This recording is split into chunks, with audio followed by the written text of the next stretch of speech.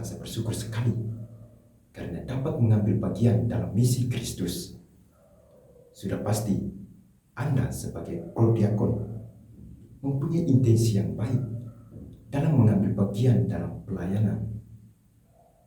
Kami juga sungguh mengapresiasi atas kesediaan dan keterbukaan hati Anda dalam pelayanan sebagai prodiakon.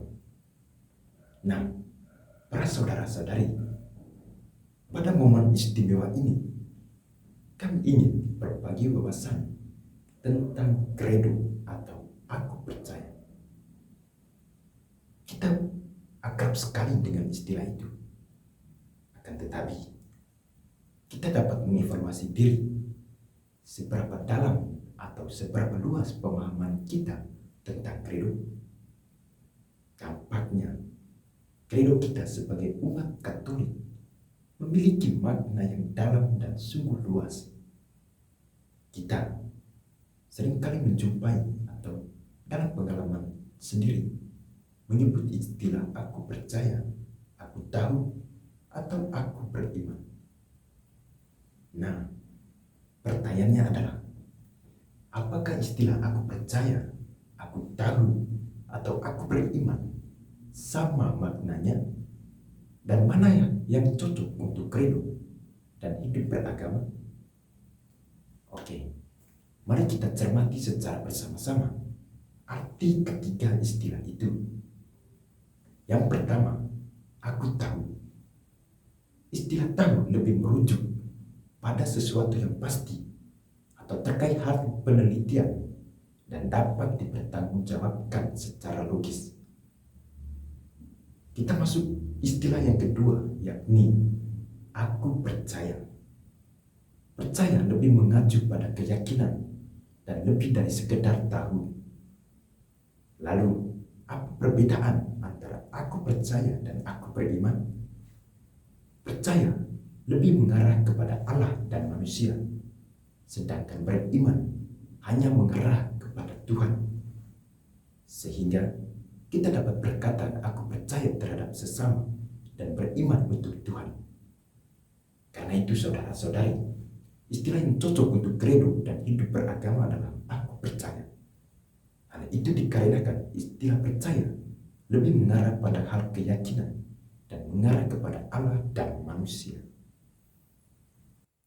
Sedangkan dalam perjanjian baru, istilah iman dalam bahasa Yunani adalah pistis dan dalam bahasa Latin adalah fides.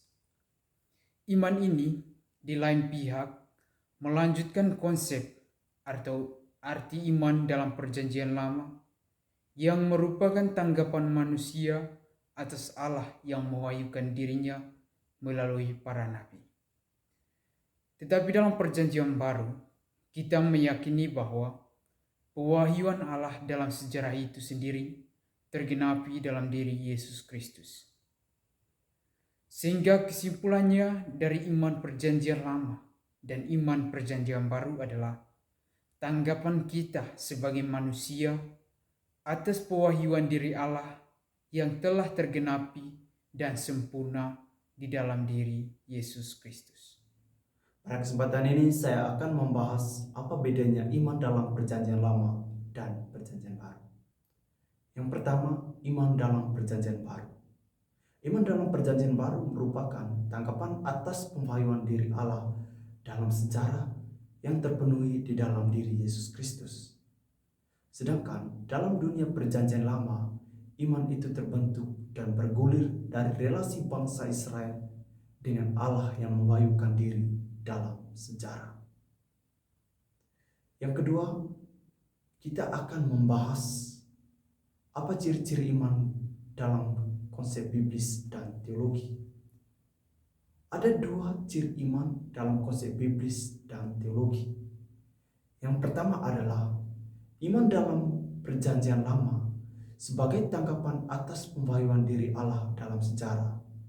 Ungkapan yang paling padat dan yang paling dalam dari iman perjanjian lama itu misalnya tampak pada ungkapan para nabi. Contohnya, Nabi Yesaya, hanya dengan tetap teguh berdiri di dalam iman, maka manusia akan tetap bertahan dan hidup. Yang kedua, di dalam perjanjian baru, yaitu iman sebagai tanggapan atas pernyataan diri Allah dalam sejarah yang kemudian ditanggapi oleh manusia atas pembaharuan diri dari Allah yang terpenuhi di dalam diri Yesus Kristus yang diungkapkan dalam berbagai rumus-rumus iman awal. Misalnya, sebab jika kamu mengakui dalam mulutmu bahwa Yesus adalah Tuhan dan percaya dalam hatimu bahwa Allah membangkitkan Dia dari antara orang mati, maka kamu akan selamat. Ini Roma bab 10 ayat 9. Sehingga dapat kita refleksikan atau menarik benang merah dari katekese ini. Yang pertama adalah iman dan manusia.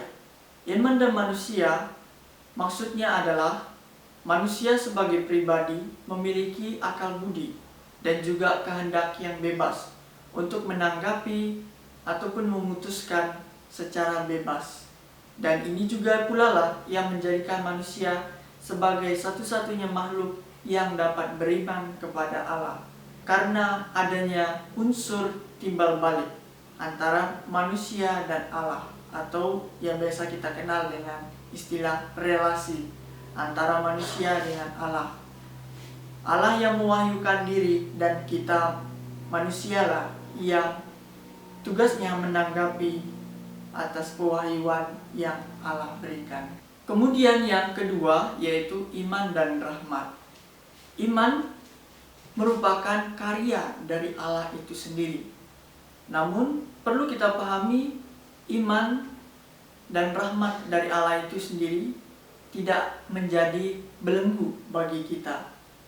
Namun inilah sebuah karya Allah yang diberikan oleh Allah kepada kita, dan kita sebagai manusia layak terus menanggapi akan karya Allah itu sendiri.